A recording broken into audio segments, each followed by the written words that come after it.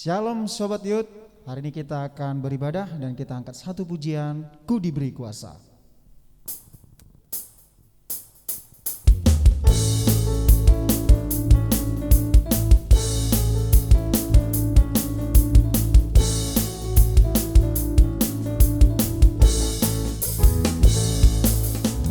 Ku diberi kuasa dari Raja Mulia, menaklukkan musuh di bawah kakiku. Ku pakai kuasa, ku pakai kuasa dari Raja Mulia. Bila Allah ada bersamaku, siapa jadi lawanku? Sungguh besar Kau Tuhanku, Engkau perisai hidupku. Ku berdiri dengan iman dalam Yesus Tuhan. Kau yang memberi kemenangan, ku bersorak merayakan. Terpujilah Engkau Raja segala raja. Kita angkat sekali lagi lah pujian ini dari awal. Ku diberi kuasa, ku diberi kuasa dari Raja Mulia, menaklukkan musuh di bawah kakiku. Ku pakai kuasa, ku pakai kuasa dari Raja Mulia. Bila Allah ada bersamaku, siapa jadi lawanku? Bila Allah ada bersamaku, siapa jadi lawanku? Bila Allah ada bersamaku, siapa jadi lawanku? Sungguh besar Kau Tuhanku, Engkau perisai hidupku. Ku berdiri dengan iman dalam Yesus Tuhan. Kau yang memberi kemenangan, ku bersorak merayakan. Terpujilah Engkau Raja segala raja. Sungguh besar Kau Tuhanku, Engkau perisai hidupku. Ku berdiri dengan iman dalam Yesus Tuhan. Kau yang memberi kemenangan, ku bersorak merayakan. Terpujilah Engkau Raja segala raja. Terpujilah Engkau Raja. Sekali lagi katakan terpujilah. Terpujilah Engkau Raja segala raja.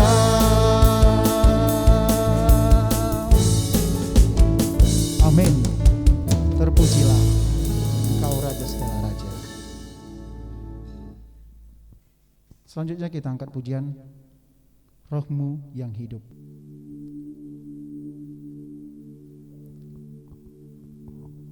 Roh-Mu yang hidup penuhiku, mengalir dalamku.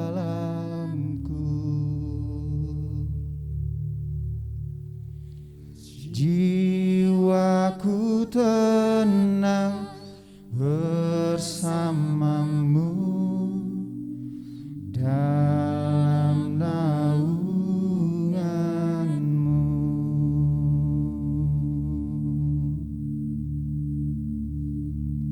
Ku buka hati untuk jamahanmu, berserah penuh di hadiratmu. Kau ambil alih seluruh hidupku, di altarmu menyembahmu.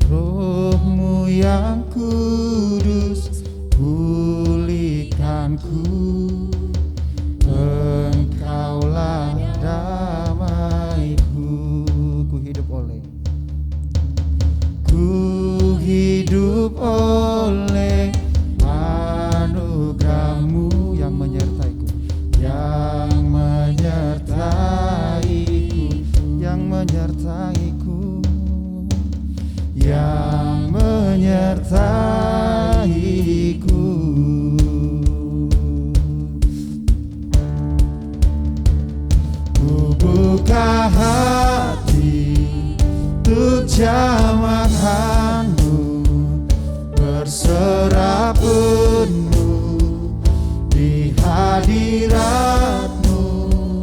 Kau ambil alih seluruh hidupku di altarmu, menyembahmu. Ku buka hati untuk jamahanmu, berserah penuh di hadiratmu. Kau ambil alih seluruh hidupku di altarmu, menyembahmu.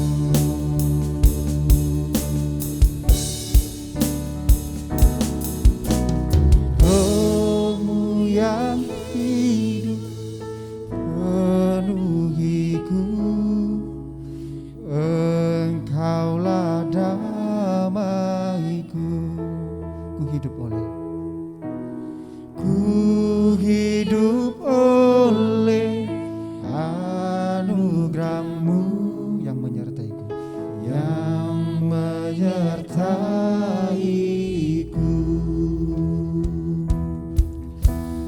Rohmu yang hidup penuhiku, datang urapiku.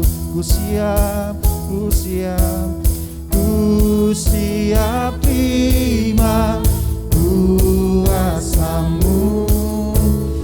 Hidupku, hidupku bagi-Mu.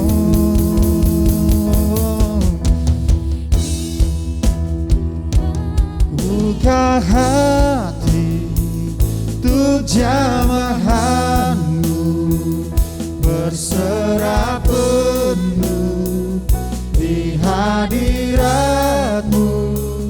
Kau ambil alih seluruh hidupku di altarmu, menyembahmu.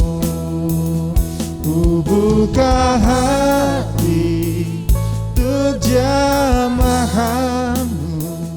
berserah penuh di hadiratmu. Kau ambil alih seluruh hidupku di altarmu, menyembahmu di altarmu, di altarmu, menyembahmu di altarmu, di altarmu, menyembahmu. Amin. Terima kasih Tuhan.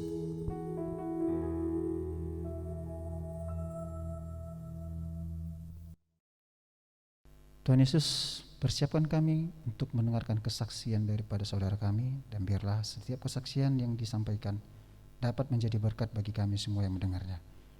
Di dalam nama Yesus kami berdoa dan mengucap syukur. Amin. Saya nangis di situ, Tuhan kok bisa ya gitu sih. Sebagai manusia biasa, saya merasa sedih sih. Kenapa juga ini terjadi? Jadi saya sebenarnya nggak tahu penyakit itu. Jadi Tuhan mau nyatakan bahwa inilah sakitmu, kamu harus dibedah. Sampai kapan kamu harus menderita?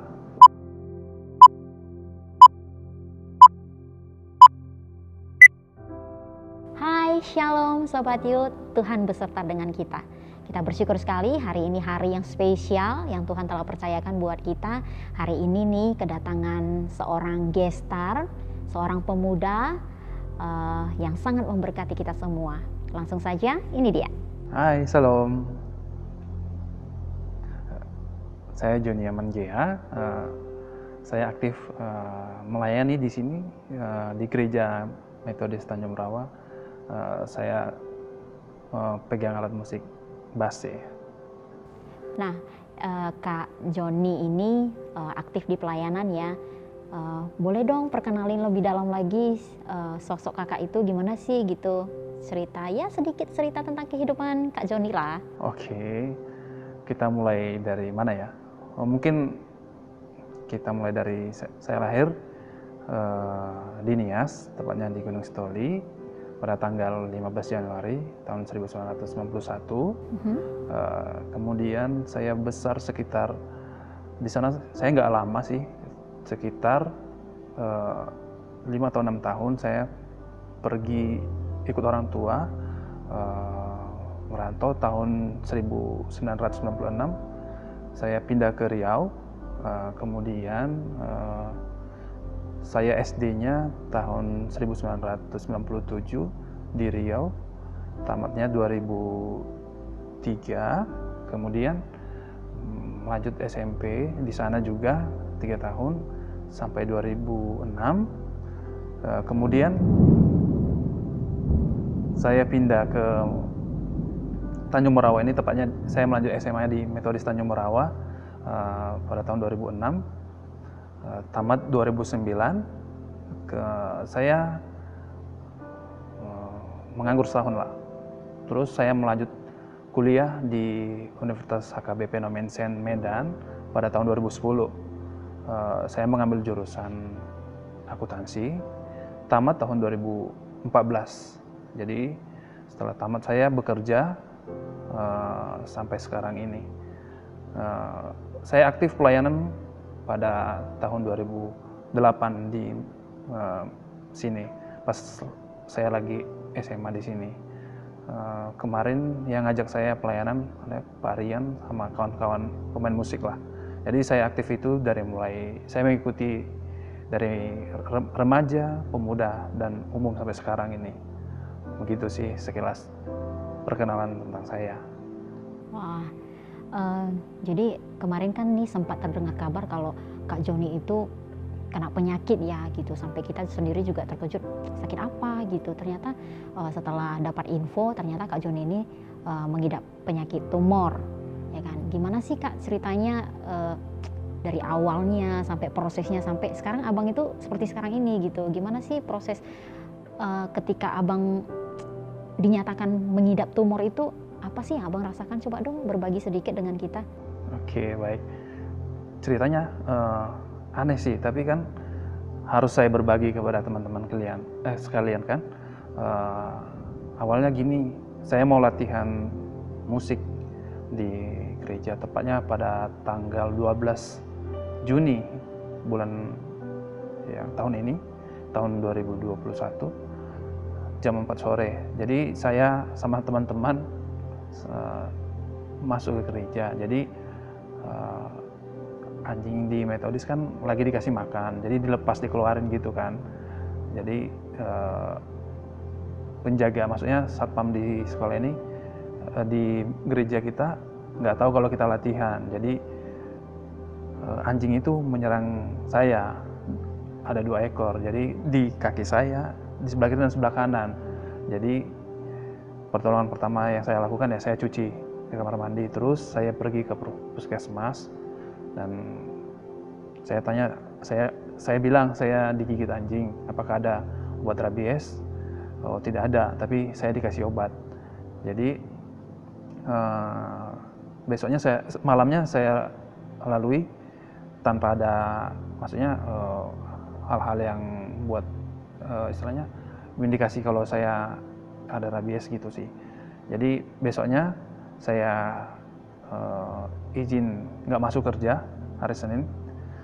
Saya cari ke Pakam untuk cari obat rabiesnya, tapi di rumah sakit daerah di sana sama yang di puskesmas di sana tidak ada juga sih katanya.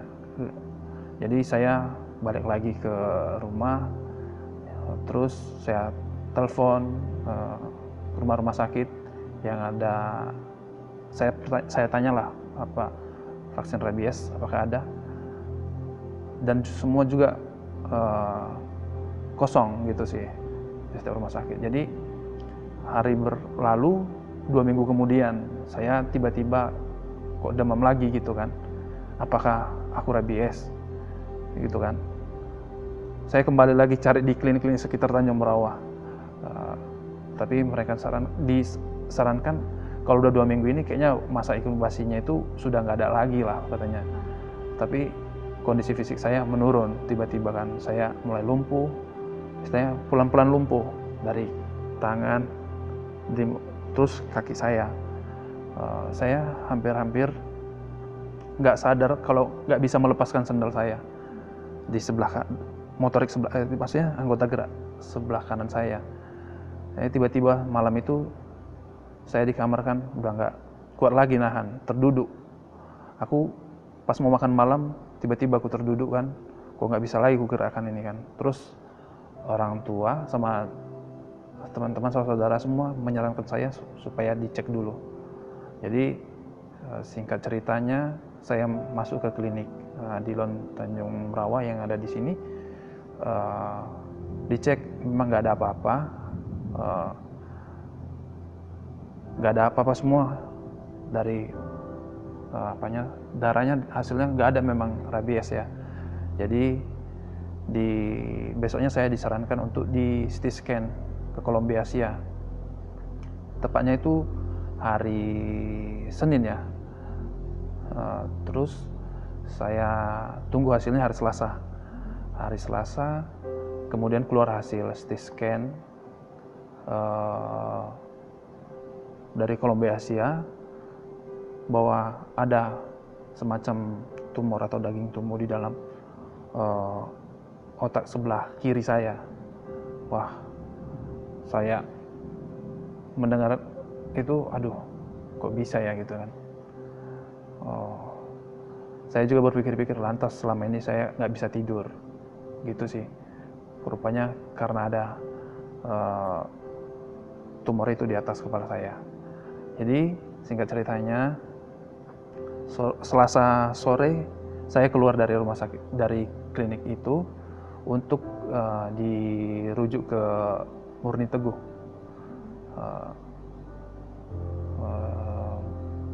Banyak proses yang membantu saya, yaitu teman-teman juga dari gereja, ya ada Pak Wali, ada juga Bu Elvi, Bu Yeti, kawan-kawan pemuda yang bawa saya ke sana. Terus saya masuk di rumah sakit Murni Teguh sekitar jam 6 gitulah, jam 6 atau jam 5 gitu ya. Saya kurang tahu pasti jamnya. Semua masuk dari IGD, kemudian diregistrasi. Di sana saya dicek kembali pada besok harinya. Saya disarankan sama dokter untuk di MRI ulang, maksudnya di CT scan semuanya, memang untuk memastikan apakah hasilnya memang sesuai dengan yang hasil sebelumnya, dipastikan lagi. Terus dipesan sama dokternya, mau tidak mau ini harus dioperasi, dilakukan bedah katanya. Terus keluarga berembuk. Tepatnya hari Kamis saya di MRI, disuruh hari Jumat harus ada keputusan sama keluarga. Kemudian hari Sabtu dibedah. Jadi keluarga semua udah setuju dan saya juga udah setuju untuk dilakukan pembedahan, karena kan saya mau nggak mau kan nggak mungkin saya lumpuh. Jadi saya ambil risiko itu. Jadi sebelum saya dibedah itu kita kan ada biasa jam PA setiap hari Rabu. Saya ngikutin juga sih, walaupun ya nggak maksimal saya mendengarnya. Terus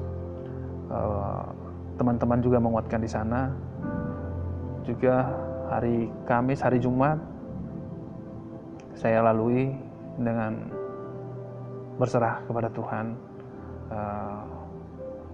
merenungkan firman Tuhan, membaca firman Tuhan seperti biasa.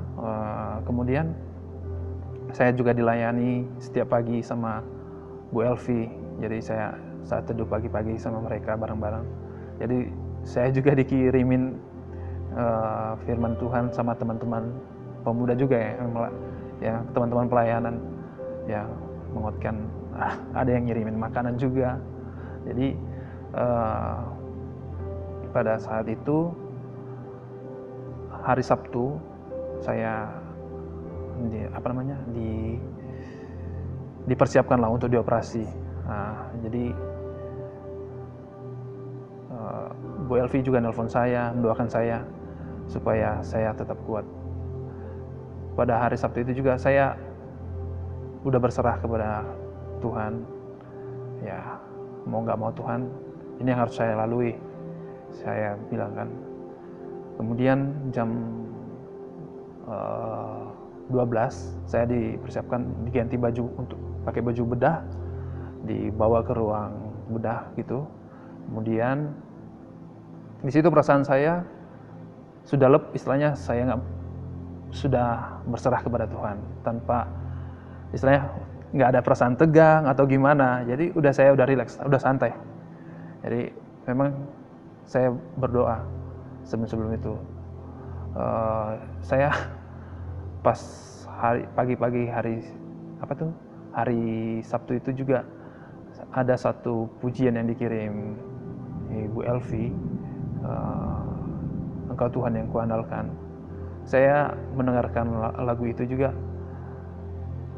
saya nangis di situ.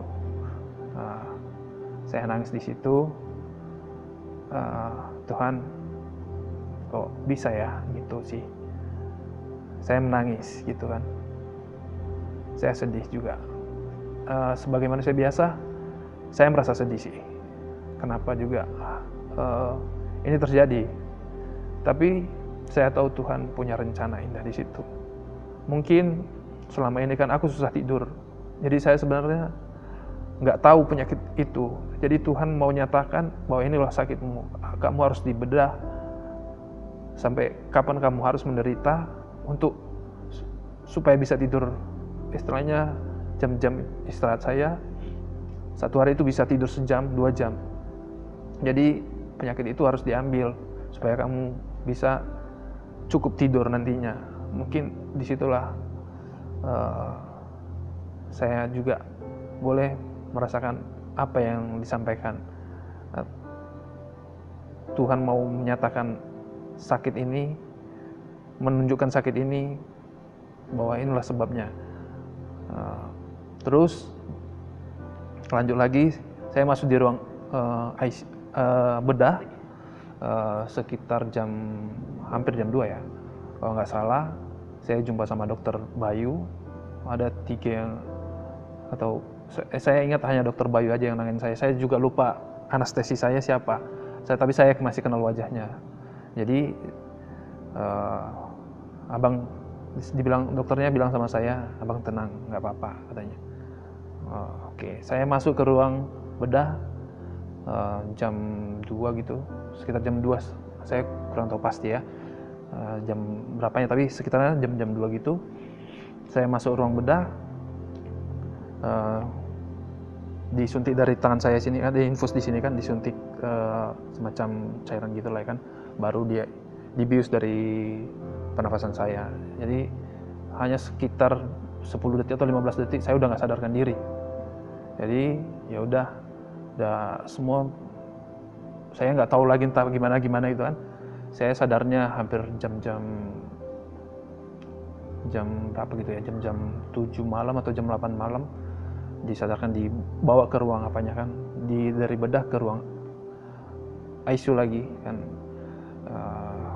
Di situ saya udah siuman, udah merasakan, tapi saya sudah sadarnya di situ sudah dipasang kateter, sudah dipasang selang makan dan selang oksigen gitu.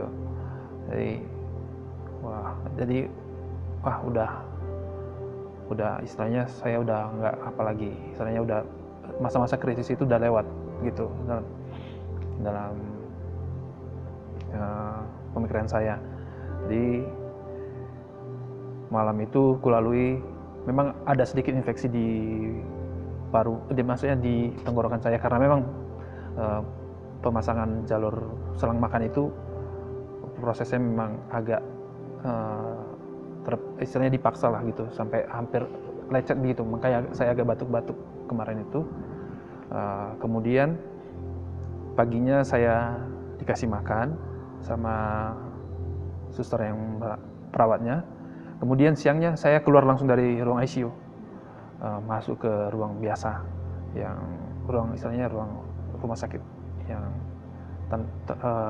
nggak di ruang ICU lagi. Jadi proses pemulihan saya mulai saya rasakan kembali. Tadi yang tangan saya nggak bisa saya gerak-gerakan, mulai kembali lagi tangan saya. Istilahnya udah hampir saya bisa gerakan. Kemudian 2 hari setelah itu saya udah bisa berdiri sendiri ke kamar mandi sendiri, walaupun harus pakai tongkat infus gitu. Saya masuk lagi, kemudian saya udah beraktivitas, istilahnya saya masih dibantu juga, tapi 3 hari kemudian saya udah nggak dibantu lagi, saya mau kamar mandi sendiri. Kemudian hari Kamis, hari keempat keempat atau kelima lah setelah operasi, saya pulang hari Kamisnya, sampai di rumah. Kemudian saya pemulihan, dikasih obat-obatan semua segala macam. Apa yang disarankan dokter saya lakukan, untuk seperti fisioterapinya, berjemur segala macam saya ikuti. Jadi pemulihan saya begitu cepat sih. Itu bukan karena kekuatan atau karena pengaruh obat-obatan juga sih, tapi karena memang saya rasakan sendiri mujizat dari Tuhan. Mungkin itu sih yang bisa saya ceritakan hingga sampai saat ini. Ya, kondisi saya seperti ini, walaupun fisik saya bukan seperti sebelum dioperasi, walaupun masih ada masih saya rasakan kelemahan, tapi puji Tuhan udah sampai saat ini sudah boleh normal kembali. Udah jam tidur saya udah lebih dari 2 jam ya, gitu. Saya udah bisa merasakan mimpi, karena kan sebelum saya dioperasi saya nggak pernah mimpi, karena saya hanya tidur 2 jam. Saya istilahnya saya tidur itu nggak, masih istilahnya sadar, masih agak sadar gitu. Tapi kan kalau kita udah mimpi itu berarti kita udah terlelap dan di bawah alam sadar kita, gitu sih. Jadi mungkin seperti itu sih ceritanya yang bisa saya bagikan untuk teman-teman sekalian. Tapi cerita ini sangat luar biasa ya, Kak Joni ini bisa menjalani proses tahapan-tahapan yang menurut saya itu bukan hal yang gampang. Itu susah sekali. Bagaimana perasaan Kak Joni menghadapi itu? Apakah ada rasa kecewa, menyalahkan Tuhan, atau justru karena penyakit ini Kak Joni itu merasa malah pengen lebih dekat lagi dengan Tuhan? Kira-kira apa sih yang menguatkan kenapa tetap setia kepada Tuhan gitu? Kenapa dari penyakit ini kan banyak orang yang menyalahkan Tuhan gitu ya, tapi Kak Joni ini dia tetap bertahan, dia tetap taat, dia tetap setia gitu. Maksudnya apa sih yang menguatkan Kak Joni bisa sampai sekarang ini gitu, bisa sampai melewatinya? Semua pasti, peristiwa apapun yang terjadi dalam hidup kita ini pasti Tuhan punya rencana yang indah buat kita kan. Jadi mungkin saya akan berbagi ayat yang menguatkan kita pada masa-masa itu. Saya juga tidak pernah menyalahkan Tuhan, tapi saya sebagai manusia biasa sedih sih, karena kenapa harus seperti kayak gini kan. Jadi ada ayat yang saya bagikan untuk teman-teman pemuda semuanya, yaitu di Filipi 4 ayat 13, yaitu segala perkara dapat kutanggung di dalam Dia yang memberi kekuatan. Dan satu ayat lagi, Amsal 17 ayat 22, hati yang gembira adalah obat yang manjur, tetapi semangat yang patah mengeringkan tulang. Ya, gimana kalau saya menghadapi kondisi saya pada saat sakit, kalau saya bersedih atau tidak bergembira, mungkin saya tidak bisa melalui dengan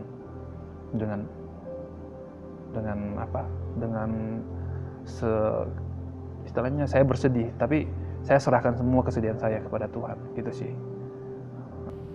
Luar biasa ya teman-teman, dengan mengalami proses yang sangat luar biasa. Kira-kira ada nggak sih di dalam benak Kak Joni itu, oh mungkin ini karena dosa saya gitu ya kan. Karena kan banyak contoh-contoh di Alkitab itu yang oh dia penyakit ini, ya mungkin karena kamu salah gitu, karena kamu berdosa, mungkin karena dosamu gitu. Kira-kira menurut Kak Joni ada nggak sih hubungannya di situ? Dalam konsep Alkitab sih ada penyakit itu ada dua. Dalam konsep Alkitab itu ada memang penyakit itu yang datang karena dia melakukan dosa terlalu banyak, dan juga ada penyakit yang datang karena Tuhan mau menguji iman seseorang itu, apa dia masih setia atau tidak, seperti Ayub, Paulus. Jadi mereka diizinkan untuk memperoleh penyakit itu untuk menguji apakah mereka masih tetap setia atau tidak. Itu sih. Jadi ini terakhir nih, kira-kira apa sih pesan Kak Joni untuk kita semua yang mendengarkan kesaksian Kak Joni ini? Oke, mungkin saya bisa berbagi untuk teman-teman sekalian, yaitu dalam kondisi apapun, mungkin kamu sedang sakit, atau ada masalah, atau pergumulan hidup, atau banyaklah hal yang terjadi dalam hidupmu. Jangan pernah tinggalkan Tuhan. Jika kamu menutup diri untuk mencari Tuhan atau meninggalkan Dia, bagaimanakah firman atau kuasa Tuhan bekerja di dalammu jika engkau tidak mencari atau menutup diri kepada Tuhan? Maka apapun kondisimu, tetap cari Tuhan. Nah, di sini saya menyimpulkan dari cerita kesaksian Kak Joni tadi, bahwasanya semua yang terjadi di dalam hidup kita itu, baik itu penyakit maupun pergumulan, semuanya itu diizinkan oleh Tuhan supaya kita itu memiliki iman yang tahan uji, ya kan? Apakah kita itu tetap setia, apakah kita tetap taat atau tidak di dalam Tuhan? Ya, supaya di dalam setiap penyakit yang sudah kita derita, penyakit yang sudah kita lewati ini, membuat kita itu semakin mengenal lagi Tuhan, supaya kita dapat melihat karya Tuhan yang luar biasa, ya kan, yang kita sudah lihat langsung dan kita rasakan langsung karya Tuhan yang bekerja di dalam hidup kita.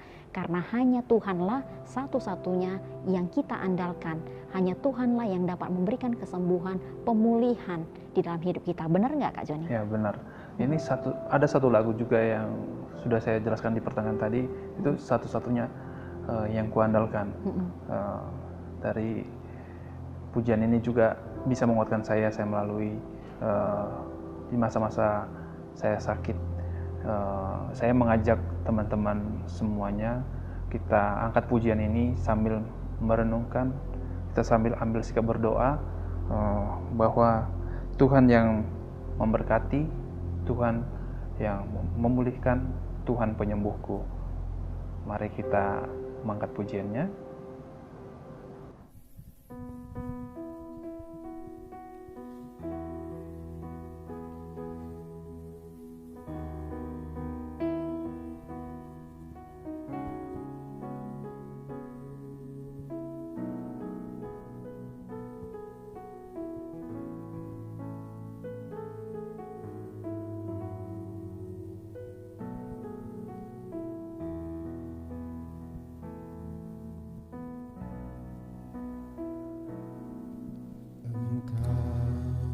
Tuhan yang setia,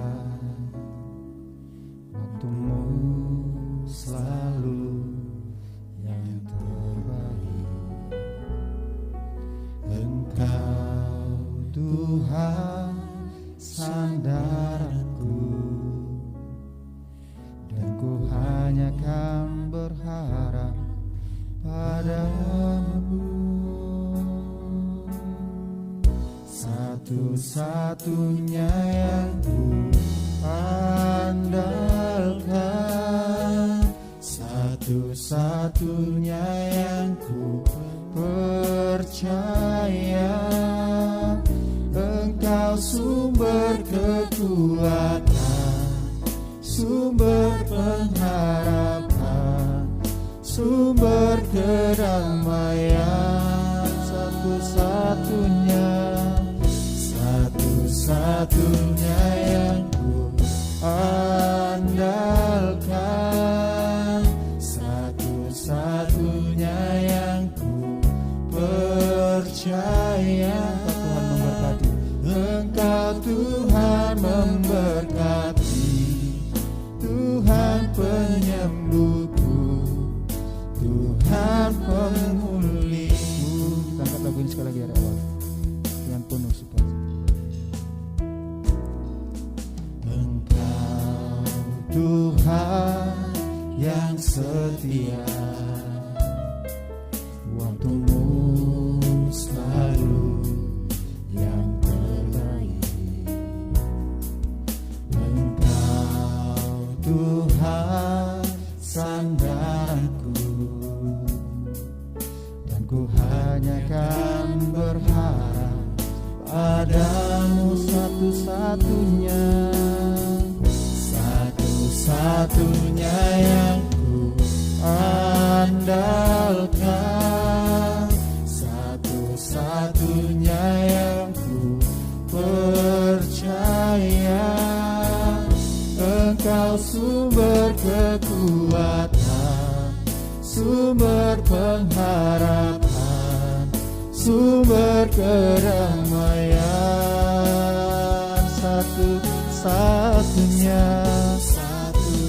yang ku andalkan, satu-satunya yang ku percaya. Engkau Tuhan memberkati, Engkau Tuhan memberkati, Tuhan penyembuhku, Tuhan pemulihku.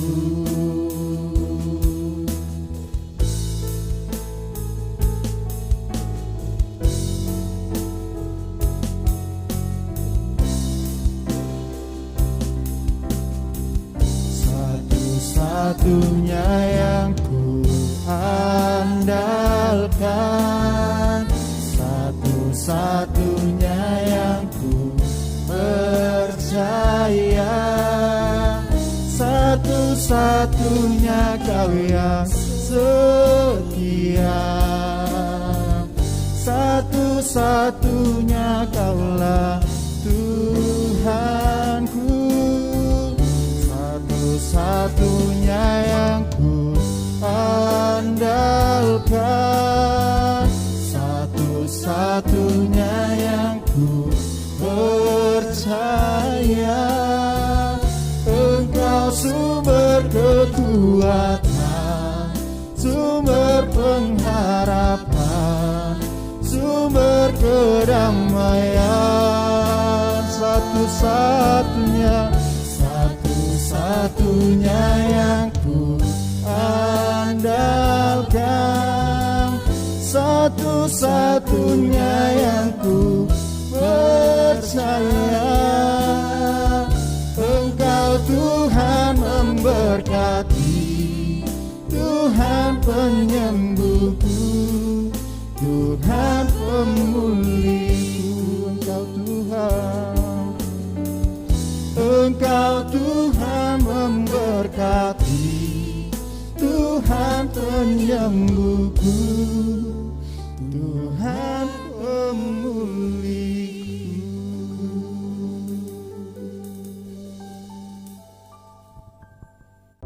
Amin. Sangat memberkati sekali ya. Thanks Kak Joni yang sudah menceritakan karya Tuhan yang bekerja di dalam hidup Kak Joni. Semoga ini menjadi berkat buat kita semuanya. Apakah teman-teman terberkati dari kesaksian tadi? Saya percaya teman-teman juga merasa terberkati ya. Ya, sama-sama. Terima kasih juga buat teman-teman yang sudah mau mendengar kesaksian saya. Bagi teman-teman yang memiliki kesaksian sama seperti saya ini, jangan malu, jangan dipendam atau disimpan sendiri, supaya ini menjadi berkat untuk orang lain juga. Begitu. Ya, setuju sekali. Karya Tuhan yang sudah kita rasakan itu menjadi pengalaman hidup yang boleh kita bagikan ke orang lain. Jangan pendam sendiri, jangan malu. Jadi teman-teman yang punya kesaksian, Ya. yang punya cerita tentang karya Tuhan, Bisa boleh menghubungi kita Ya, di menghubungi. Youth Immanuel Tanjung Morawa. Kiranya Tuhan Yesus memberkati. Have a great day. God bless you. God bless you. Bye-bye.